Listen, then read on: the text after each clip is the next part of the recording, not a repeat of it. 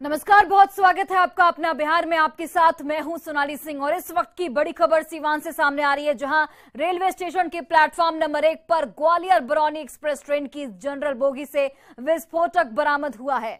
बम की सूचना पर बम स्क्वाड की टीम रेलवे स्टेशन पहुंची और बोरे में रखे विस्फोटक को सुरक्षित जगह पर ले गई। वहीं विस्फोटक सामग्री से कुछ सैंपल पटना में भेजे गए। यहां ये जांच की जा रही है कि विस्फोटक कितना शक्तिशाली है।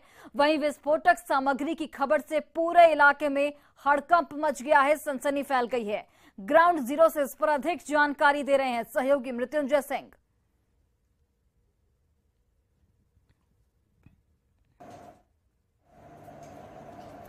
तो लावारिस हालत में विस्फोटक पदार्थ मिला है। बम निरोधक दस्ते ने हालांकि विस्फोटक पदार्थ की जांच की है। सिवान स्टेशन पर यह विस्फोटक पदार्थ मिला है और इस वक्त पुलिस मौके पर मौजूद है। बम निरोधक दस्ता मौके पर मौजूद है। ग्वालियर बरौनी ट्रेन में विस्फोटक पदार्थ मिलने से पूरे इलाके में हड़कंप मच गया है। प्लेटफॉर्म नंबर 1 पर यह विस्फोटक पदार्थ मिला है। लावारिस हालत में इसे ढूंढा गया है। बम निरोधक दस्ते ने विस्फोटक पदार्थ की हालांकि जांच की है और ये पता लगाने की इस वक्त कोशिश की जा रही है कि बम कितना शक्तिशाली था। तो विस्फोटक सामग्री की खबर से पूरे इलाके में हड़कंप मच गया है। बरौनी ग्वालियर ट्रेन की शौचालय के पास से विस्फोटक बरामद हुआ है। इस वक्त आप देख सकते हैं हम जीआरपी के बगल में कैंपस बना हुआ वहीं पे मौजूद है। आप दिखाने की कोशिश करेंगे, बोरे में विस्फोटक पदार्थ को रखा गया है। वहीं सिवान रेल प्रशासन की सूचना पे पटना की बम निरोधक टीम यहाँ पे आई हुई थी और ये सुरक्षित वहाँ रखा गया है। ऐसा कहा जा रहा है कि इसमें विस्फोट है और कम से कम 25 केजी विस्फोटक होने की बात कही जा रही है। थैला में रखा गया है। अब बड़ा सवाल हो रहा है कि आखिर ये किसके द्वारा विस्फोटक लाया जा रहा था और कहाँ लेकर जाया जा रहा था और इससे क्या बनाया जाता। फिलहाल इसे सुरक्षित रखा गया। हम दिखाने की कोशिश करेंगे, ये पटना की टीम है। बम निरोधक टीम यहाँ पे आई और उसे बोगी से निकाला गया। यहाँ जीआरपी और आरपीएफ के द्वारा सूचना देने के बाद हम दिखाने की कोशिश करेंगे, सुरक्षित बोरे में रखा गया है ताकि किसी प्रकार के हादसा न हो। आप समझ सकते हैं कि अगर ये विस्फोट ट्रेन में के बोगी में रखी गई थी तो रेल प्रशासन पर भी बड़ा सवाल खड़ा हो रहा है कि आखिर सुरक्षा कहाँ था।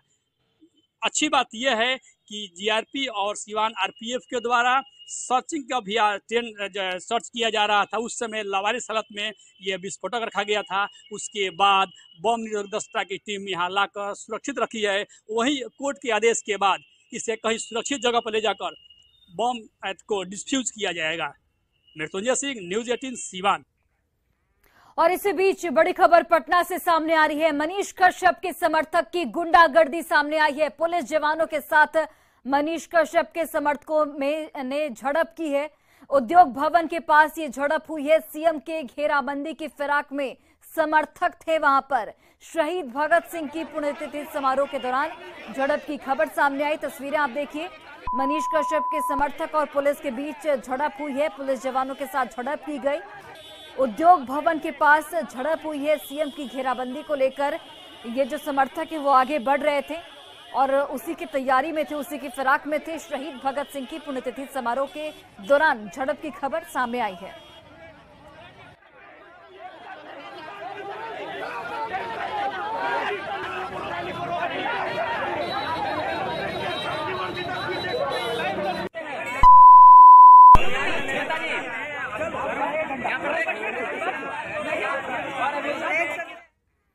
और वहीं देखिए, तमिलनाडु हिंसा पर फर्जी वीडियो बनाने के आरोप में गिरफ्तार यूट्यूबर मनीष कश्यप के समर्थकों ने पटना में जमकर प्रदर्शन किया है।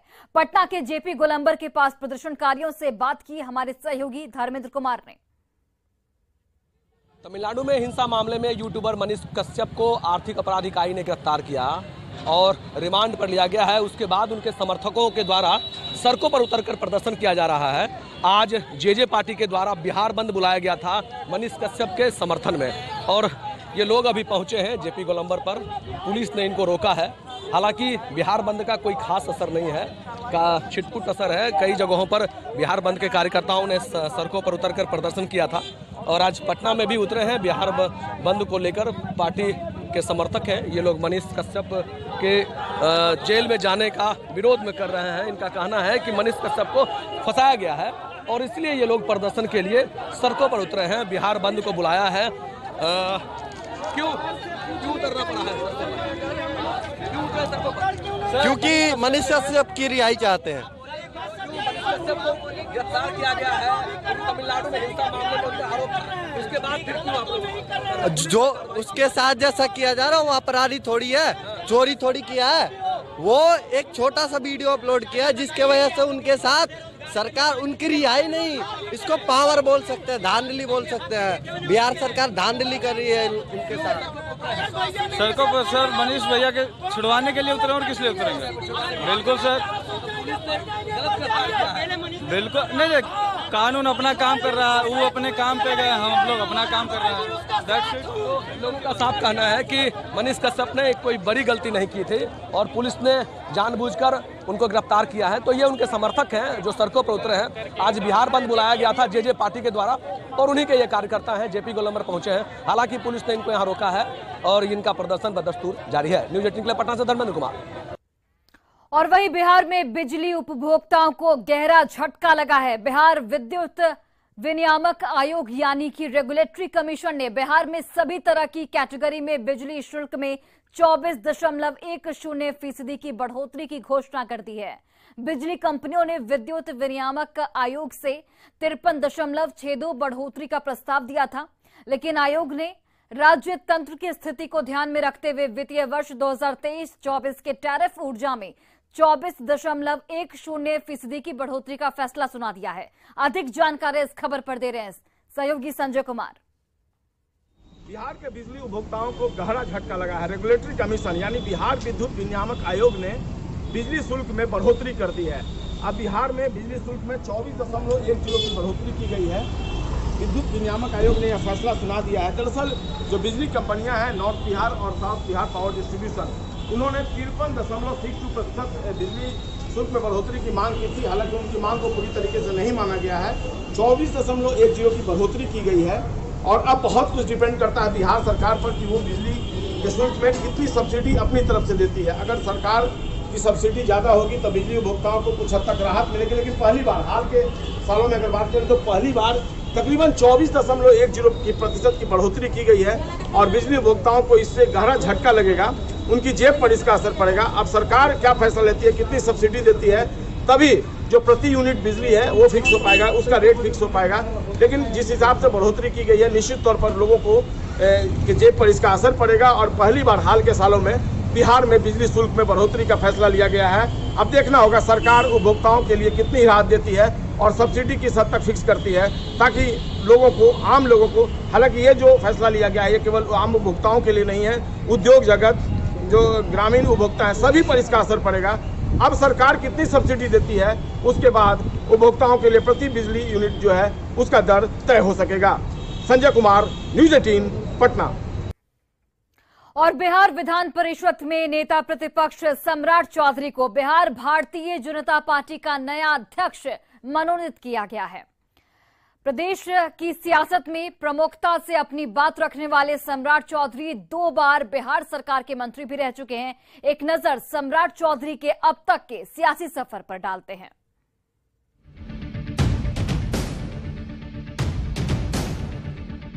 नाम सम्राट चौधरी, पद अध्यक्ष बिहार बीजेपी। बिहार विधान परिषद में नेता प्रतिपक्ष सम्राट चौधरी को बिहार बीजेपी की कमान सौंपी गई है। पार्टी के राष्ट्रीय अध्यक्ष जेपी नड्डा ने 23 मार्च को जारी पत्र में सम्राट चौधरी को बिहार बीजेपी का अध्यक्ष नियुक्त किया है। बिहार के मुंगेर जिले से आने वाले सम्राट चौधरी की पहचान प्रदेश बीजेपी के युवा और फायर ब्रांड नेता के तौर पर होती रही है। बिहार बीजेपी अध्यक्ष बनाए जाने के बाद सम्राट चौधरी ने सबसे पहले न्यूज 18 से ही बातचीत की और इसे पार्टी का भरोसा बताते हुए भगवान श्री राम को नमन किया। राष्ट्रीय नेतृत्व को मैं विशेष तौर पर धन्यवाद देना चाहता हूं कि हम पर भरोसा जताया उन्होंने कि आप बिहार भारतीय जनता पार्टी को आगे बढ़ाएं। हम जरूर आश्वस्त करते हैं राष्ट्रीय नेतृत्व को, धन्यवाद भी देते हैं कि पहली भाजपा की सरकार हम 2025 में बना कर रखेंगे और 24 में भी 40 की 40 सीट जिताने का काम करेंगे। लवकुश कार्ड बीजेपी ने भी खेला।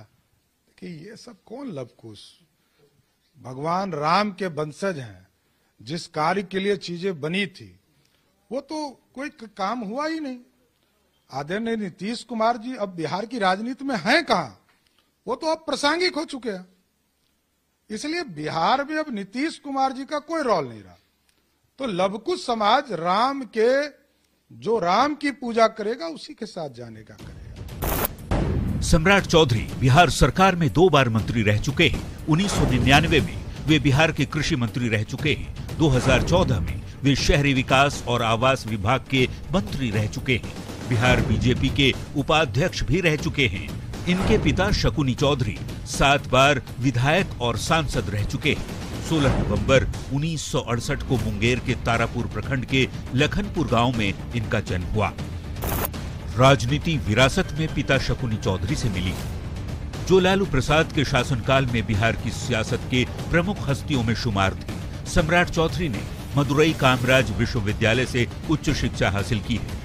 वे 1990 में सक्रिय राजनीति में शामिल हो गए और 19 मई 1999 को उन्होंने बिहार सरकार में कृषि मंत्री के पद की शपथ ली।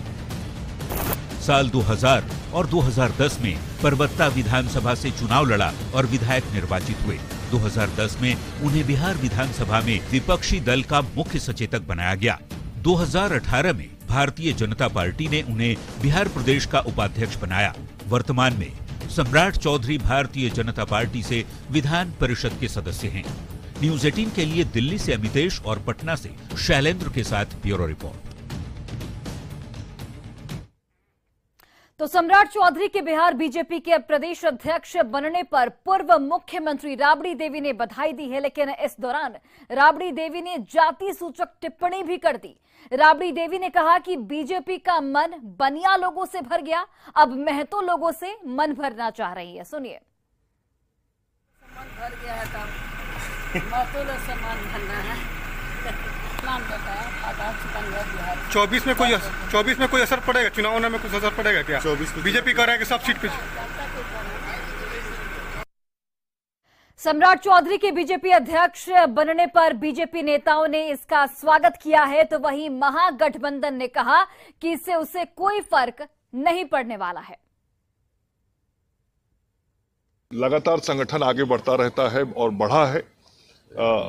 हमारे पूर्व के अध्यक्ष के कार्यकाल में भी हम संगठन को आगे बढ़ाए हैं। संगठन की क्षमता और ताकत गांवों तक बढ़ी है और सम्राट चौधरी जी के भी नेतृत्व में हम पार्टी को और आगे बढ़ाने में और मजबूती के साथ पार्टी को गांव तक पहुंचाने में, बूथों तक पहुंचाने में सफल होंगे। सम्राट चौधरी एक संघर्षशील नेता हैं, बिहार के वरिष्ठ राजनेता हैं, कई विभागों के मंत्री रह चुके हैं और बिहार भाजपा में उनका अमूल्य योगदान है। हम सभी कार्यकर्ता उनका स्वागत करते हैं। भाजपा किसी को भी अध्यक्ष बनाए, उसके नीतियों में कोई परिवर्तन नहीं होगा और लोगों को आक्रोश नीतियों से है, महंगाई से है, बेरोजगारी से है या और भी जो अन्य मुद्दे हैं जो देख रहे हैं कि किस तरह से सरकारी संपत्तियों को जो बेची जा रही है, उससे आक्रोश है। इसलिए किसी व्यक्ति विशेष को अध्यक्ष बनाने से भाजपा को कोई लाभ मिलने वाला नहीं है। भाजपा ने सम्राट चौधरी जी को बिहार प्रदेश का अध्यक्ष बनाया है। हम शुभकामनाएं देते हैं। चलिए, अच्छा है, इतने दिनों से हमारे नेता के खिलाफ बोल रहे थे, कुछ इनाम मिल गया। लेकिन भाजपा ने एक और बात को साबित किया है कि इन्हें अपने नेताओं पर भरोसा नहीं है। लंबे समय तक हमारे नेता नीतीश कुमार जी के चेहरे पर सत्ता में बने रहे और अब हमारी ही पार्टी से गए हैं, उनको अध्यक्ष बना दिया है। ये लोग इस मुगालते में भी हैं कि उनको अध्यक्ष बनाने से किसी खास समाज का वोट बैंक उनके साथ हो जाएगा। तो आप देखिए, सम्राट चौधरी के बिहार बीजेपी प्रदेश अध्यक्ष बनने पर एलजेपी रामविलास ने भी उन्हें बधाई दी है और शुभकामनाएं दी हैं। सुनिए। बिहार प्रदेश नव मनोनीत प्रदेश अध्यक्ष के रूप में विरोधी दल के नेता विधान परिषद में भाई सम्राट चौधरी जी को बहुत बहुत शुभकामना और बधाई, और उम्मीद करते हैं कि जिस तरह का उन्होंने प्रदर्शन बिहार विधान परिषद में रहते हुए बिहार के संघर्ष किया है, बिहार के आवाम के लिए आवाज उठाया है, बिहार में भी एक नई गति देने का और नई ऊर्जा का संचार करने का काम करेंगे और बिहार के विकास के लिए एक नई गाथा लिखने का काम करेंगे। यही मेरी शुभकामना है। और वहीं कांग्रेस सांसद राहुल गांधी को 2019 में दर्ज मोदी सरनेम वाले आपराधिक मानहानि के मामले में गुजरात के सूरत की जिला कोर्ट ने दोषी करार देते हुए 2 साल की सजा सुनाई है। हालांकि बाद में राहुल गांधी को कोर्ट से जमानत भी मिल गई। ये पूरा मामला राहुल गांधी द्वारा दिए गए मोदी उपनाम संबंधित टिप्पणी से जुड़ा हुआ है। राहुल गांधी को 30 दिनों के लिए जमानत देते हुए और फैसले के खिलाफ अपील उच्च न्यायालय में करने की अनुमति दी गई है। राहुल गांधी आज सुबह ही सूरत पहुंचे और राज्य में पार्टी के शीर्ष नेताओं ने उनका स्वागत भी किया।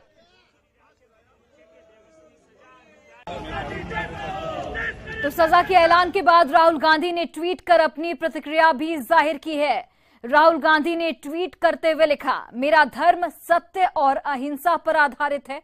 सत्य मेरा भगवान है, अहिंसा उसे पाने का साधन है। तो जैसे ही राहुल गांधी को सजा सुनाई गई, उसके बाद ये ट्वीट राहुल गांधी का सामने आया, जिसमें उन्होंने मेरा धर्म सत्य और अहिंसा पर आधारित है, सत्य मेरा भगवान है और अहिंसा उसे पाने का साधन है। राहुल गांधी जी कोर्ट में आए तब उन्हें पूछा गया कि you are guilty, what you want to say regarding this guilty. उन्हें दोषी जाहिर किया तो कोर्ट ने उन्हें पूछा कि आप क्या कहना चाहते हैं। तो उन्होंने कहा कि मैं तो हमेशा करप्शन के खिलाफ आवाज उठाता हूँ, ये है। तो मैंने ये बोला था, जो भी है वो इंटेंशनली कुछ नहीं किया था। तो उसके बाद उन्होंने बताया कि आगे की बात मेरे वकील साहब करेंगे। तो राहुल गांधी जी के जो वकील थे उन्होंने बताया कि इसके अगेंस्ट जो भी आप जो भी इन्होंने किया है उससे किसी को हार्म नहीं हुआ है, ना ही कंप्लेनेंट को, ना ही किसी को कुछ हार्म नहीं हुआ है।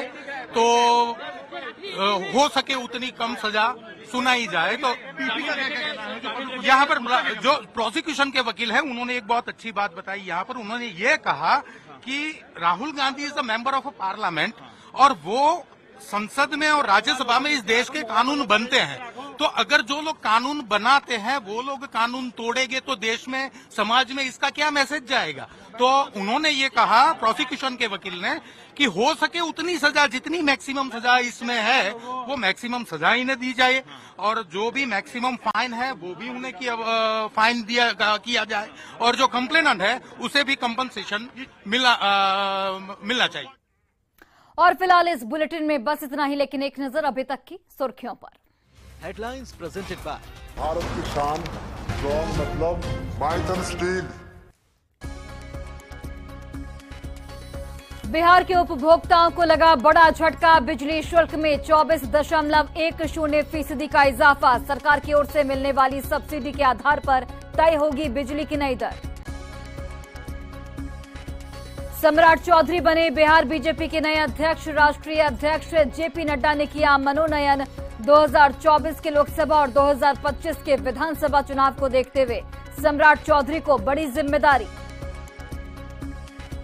सम्राट चौधरी को बिहार बीजेपी का अध्यक्ष बनने पर पूर्व सीएम राबड़ी देवी ने कसा तंज। सम्राट चौधरी के लिए जाति सूचक शब्दों का किया इस्तेमाल।